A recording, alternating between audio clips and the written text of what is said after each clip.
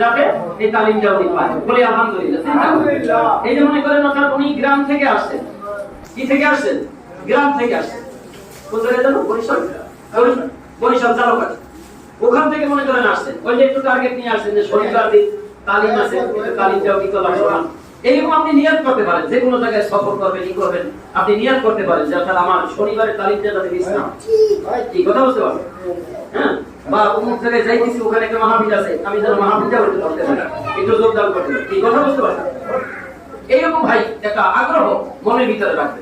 কথা বুঝতে পারছেন?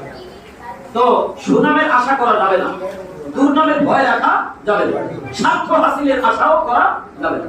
যে কোনো নেক আমল একমাত্র করতে হবে কার জন্য? কার জন্য? এর আগের সপ্তাহে আমি আপনাদেরকে আয়াত শুনাইছি। কুল, হে নবী আপনি বলেন, ইন্না সালাতি, নিশ্চয়ই আমার নামাজ, ওয়া নুসুকি, আমার কুরবানি, ওয়া মাহইয়ায়া, আমার জীবন, ওয়া মামাতি, আমার মরণ, লিল্লাহি রাব্বিল আলামিন, সারা পৃথিবীর রব